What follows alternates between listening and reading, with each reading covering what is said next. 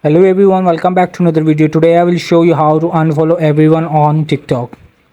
So here you can firstly open the TikTok app on this Android device.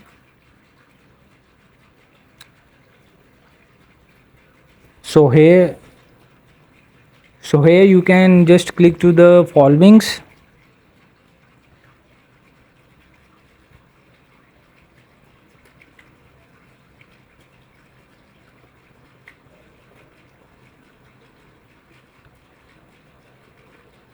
So here, so you will see there is the all your following persons are here. So there is no option to delete.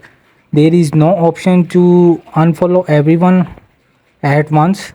So here you can click one by one to unfollow.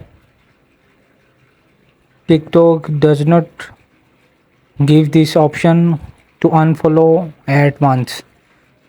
It's only you can click one by one unfollow on TikTok.